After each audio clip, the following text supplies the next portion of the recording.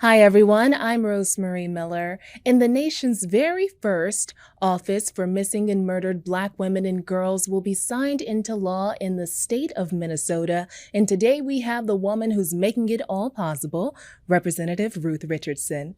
Thank you so much for joining me today. You're welcome. Thank you for having me. Absolutely. So, Representative, we spoke a few months ago and you did lay out the stats, but for those who weren't able to watch that video, could you just tell us once more what are the statistics? Yeah, we know that there is definitely a crisis as it relates to missing and murdered Black women and girls within the United States. The statistics are startling. There is somewhere between 64,000 and 75,000 Black women and girls that are currently missing within the United States. And what that range tells us is that we don't even know the extent. We don't even know how many Black women and girls are missing within this country. But we know when Black women and girls go missing that their cases stay open 4 times longer than cases involving their white peers. And we also know that Black women are over 4 times more likely to die from homicide. And one of the really, I think, striking and also just startling statistics is over the last couple of years, we have seen just an increase in cold cases involving Black women who have died by homicide. That cold case rate has increased 89%, which is more than any other demographic. So it's a true crisis that we have within the United States. Right. Oh, wow. Representative, what will your office do to alleviate some of that? So the design of the office is really it's really about creating a structure that involves multiple pathways. At the top of this work is prevention.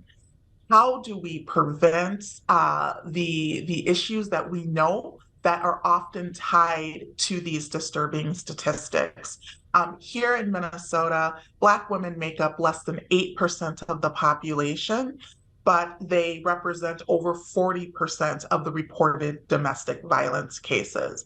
So, as we begin to think about ways that this office will be operating, there'll be prevention efforts around addressing domestic violence, prevention efforts around addressing human trafficking.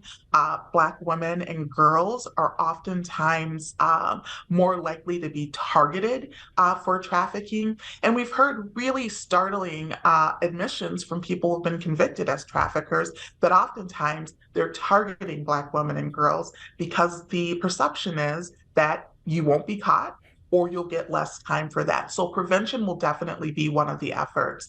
But we're also focused on cold cases as we continue to see this increase in the number of cold cases involving Black women and girls. We want to make sure that there are resources, trained law enforcement resources that will be a part of this office to help address that cold case piece, to ensure that families have access to the answers that they need and frankly that they deserve as well. Training will be a part of this, and also thinking about community outreach and engagement because this is work that it takes a village to do. So it's going to be important that there's meaningful engagement with the nonprofits and community-based organizations and the faith community to be a part of solving this crisis as well. So I want to know how will you all be able to ensure that the officers you have involved are actually reviewing these cold cases? So one of the ways that we're going to do that is there's a lot of reporting and data requirements that are going to be a part of this office.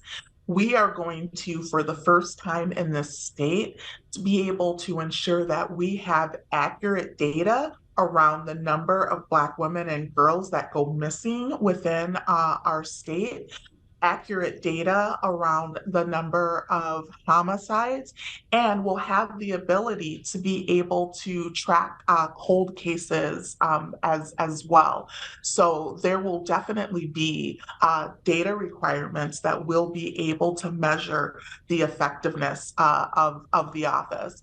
And one thing that I neglected to mention before that I think is also really important, this office will also establish a missing persons alert system. So when a Black woman or girl goes missing, they will get a missing person alert. Right now, we have a real challenge within our system as it relates to Amber Alerts Mhm. and Black girls. And I think it's important that people understand that when a child is classified as a runaway, they don't get that Amber Alert. And when you don't get that Amber Alert, you don't get the media attention, you don't get the community attention, and you also don't get law enforcement's attention. And so having a system that has an actual alert that goes out is going to be very critical. As we know, the first 48 hours are often going to be determinative as to whether an individual is going to be found and brought home safe, or if it's going to become a recovery mission.